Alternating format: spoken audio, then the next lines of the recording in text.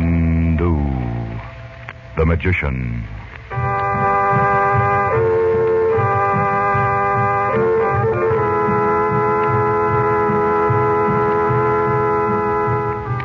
Good evening, ladies and gentlemen. We present for your enjoyment tonight and every weekday evening at this time, Chandu the Magician. Before our drama starts, I would like to tell you some news, some very good news. We think it's safe to say that if you would like White King granulated soap, you can probably get it now from your grocer. You know, it has been awfully short and in many cases difficult, if not impossible to obtain. This was because during the war years, we wouldn't let White King quality down. And we just couldn't make enough of our kind of soap to fill the demand. Then, too, lots of people moved out west from the east. And once they tried White King, they found it different from, and many like it better than, any soap they'd ever used. There still isn't any too much White King, but if you're lucky, you'll find some at your grocer's tomorrow. And know what you'll say? Do you? You'll say, I love White King.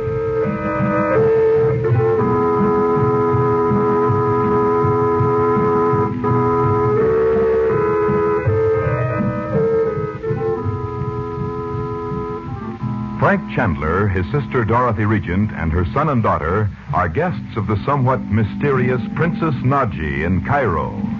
The princess is out of the city, but by her occult knowledge, she sends a message to Chandler warning him of grave danger and urging the family to join her at a small native village up the Nile.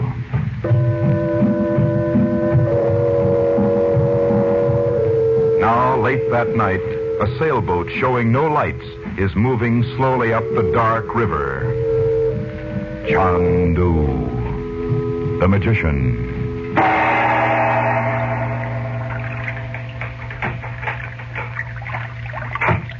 How much farther is it, Frank? Not much farther now, Dot. Mother, you're shivering. Oh, cold, Mom? Put my coat around you. Here. Oh, thank you, Bobby. I'm not really cold. It's just... I don't know. There's something uncanny about the Nile. The darkness does get on your nerves after a while. Oh, it's more than that. There's something in the air all around us.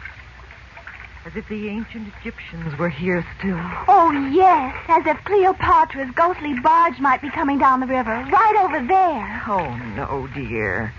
And I don't mean Cleopatra. I mean there's something menacing in the darkness. Oh, maybe the boatman's a spy or something. Standing there looking inscrutable and listening to every word we say. Frank, you are sure the boatman is the one Abu engaged for? Quite sure, Dot. You're unusually sensitive to the influence of Egypt. I told you that before. But the boatman's all right. He's one of Naji's own men, Abu said. I can hardly wait to see Princess Naji. Uncle Frank, did you know she was a sorceress when you saved her life in Alexandria? Well, not at that time, of course, but I soon discovered it. Or at least that she was supposed to be. Do you like her a lot? Now, dear, don't ask personal questions. I was only thinking it would be wonderful to have a princess for an aunt. Oh, I don't think I'd care for Naji as an aunt. Oh, I don't mean you. I mean me. Oh. What in the world is that? Just a dog. You know, Mohammedans despise dogs. The worst thing they can call a man is a dog. So they have a pretty unpleasant time of it here. Oh. Don't think about it, Mother. Think about the princess. Uncle Frank, is she beautiful? Well, you know how she looks, Betty. You saw her in the crystal. Yes, but I was looking at her clothes and thinking how strange it was. The whole thing, I mean. And watching that wicked-looking man she was talking to. Well, I saw her. She has smooth black hair and big black eyes. And did you notice her hands, Uncle Frank? Kind of... Well, listen to you. Hands like butterflies. That's what the prince said. Huh? The storyteller, I mean. Oh, that's right, he did. Do you suppose he meant the princess by all that stuff about the beautiful girl in the garden? I wonder. You know, Dot, I'm sure now he meant to give you a message, but for some reason decided it was dangerous to come right out with it. Oh, if we only knew who he was. Say, Betty, why do you always call him the prince? Why, he said, I mean, that's what he... Betty, did that man say something to you that Bob and I didn't hear? Well... Come on. He did, didn't he? Well, what did he say, the big lug? Listen, Betty. That storyteller may be a man who can help us find your father, if he's alive. Or he may be in the pay of Roxor. If he said anything to you privately, there was a reason for it. Did he? Well, yes, he did. How do you like that? What was it he said, honey? It wasn't very much, Uncle Frank. Just that he was really a prince and... Darling, you should have known better than to talk to him at all. Was that all he had to say? No. He just said that if I liked the stories he told, he'd come and tell me another sometime. Something like that. Well, how did he think he could find you? Did he ask you where you were staying? No, he just said, I will come to you again. And the next thing I knew, Mother came up and said he had on that ring that was Daddy's. And the prince was gone. The prince. Why didn't you tell me, dear? I was going to, but, well, it was kind of an adventure, and I didn't think about it being a spy or anything. You know, I'm beginning to think he wanted you to see that ring, Dot. Well, then why should he vanish like a puff of smoke when he knew I did see it? Because of whatever interrupted the story. You know what I wonder? If the prince, the storyteller, was trying to tell us where the princess is hiding. Oh, that awful sound. I don't think Nadja is hiding from Roxor. You don't? I think she may have discovered something that would lead her to him. She must know where he is, Frank. No. From what I gathered from Yusuf, Roxor has a sort of secret headquarters no one can find. The man that came to Yusuf's house that night said Roxor had a hiding place far away. Remember? Yes, but that's not much help. Most of these people have lived all their lives in one place, except when they make their pilgrimage to Mecca. So far away could mean anything from a mile to 1,000 miles. Then perhaps the princess has found Roxor. Maybe she's there now, and even Robert might be. I almost hope not. Remember what we heard Nadji say in the blue flame? Danger. Death. Oh, Frank, will we never get there? Just a few minutes now, Dot. Oh, we're pulling into shore, you see? Oh, look, Bobby, palm trees. Just like California. Yeah, and just like we saw in that blue flame thing. Hold on now. We'll probably hit the bank with a bump. There's just a few feet from the top of the bank. I'll give you a hand, Dot. Thank you. Here you go, Beth. Okay. Will the boatman wait here for us? No, we won't need him. We'll be going back another way. My shoes are full of sand already. So am mine. Shake them out here on the path. How fine the sand is. Like the pulverized bones of people that lived here 5,000 years ago. Oh, Betty. You're just plain gruesome, you know that? Well, Egypt makes you think of things like that. There. I'm ready. You ready, Dot? Down this way. You should have brought a flashlight. It's darker than ever among the trees. I have one, Bob. But I know the way, and I don't want to make a light yet. Now, let's stop a minute. Listen. I don't hear anything but the wind blowing the sand. I'm freezing. It's colder now than it was on the river. It always is here at night. We're just on the edge of the desert. I hear someone walking in the sand. I hear it, too. Here, Bob. Take the flashlight. Don't turn it on until I tell you. Okay. Stand still. Don't move, any of you.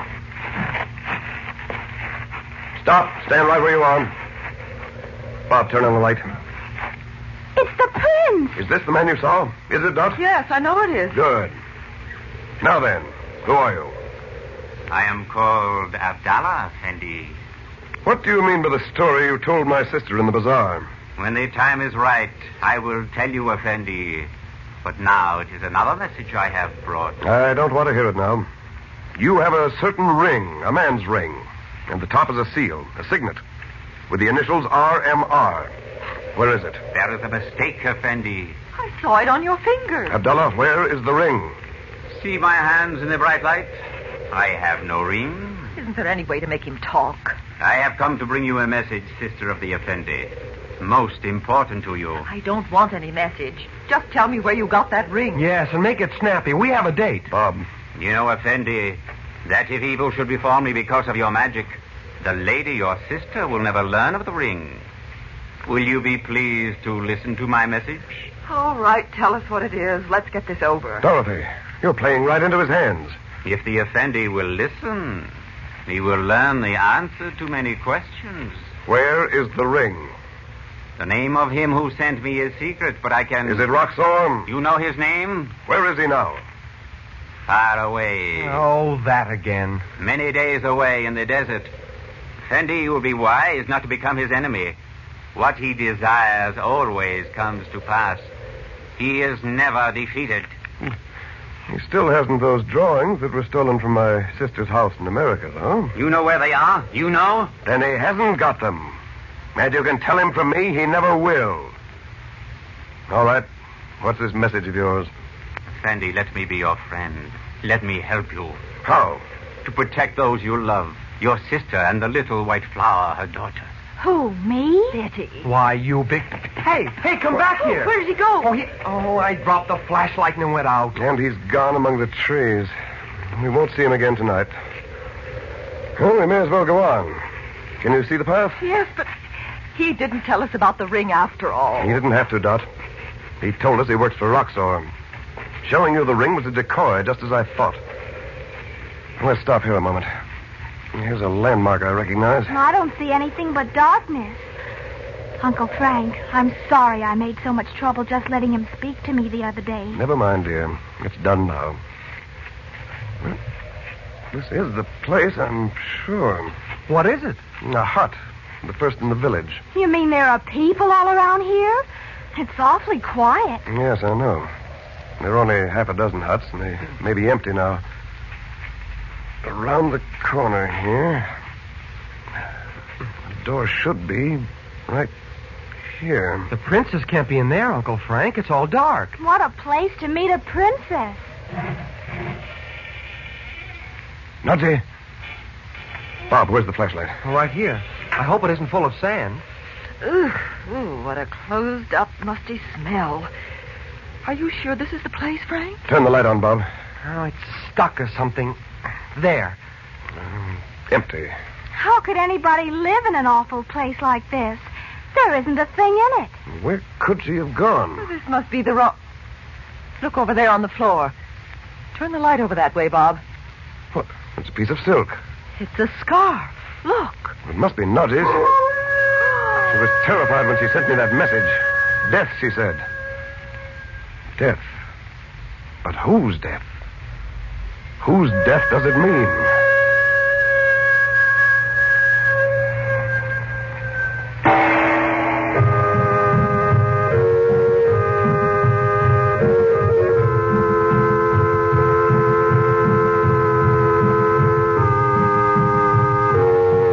Monday night, Chandu continues, and you'll want to join Dorothy Regent, Betty, and Bob in their thrills and adventures. So you'll be with us Monday evening at this same time, won't you? Probably tomorrow, you'll be marketing. And maybe on Monday, there'll be a washing you'll have to do. Look, here's a suggestion. Get a couple of packages of White King soap tomorrow. Get the giant size package if you can. And will you be proud of your washing? The white thing so very white. The colored thing so safely guarded. The washing time shortened so considerably. The effort reduced so that you're hardly tired. And your hands feeling so good. Because White King is gentle not only to clothes, but to hands as well. Know what you'll say when you've used White King, do you? You'll say, I love that soap.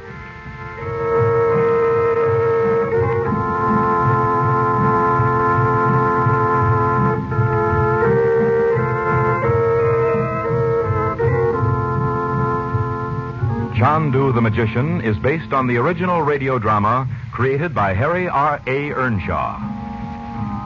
The makers of White King invite you to listen Monday at this time when the story resumes. Chandu the Magician.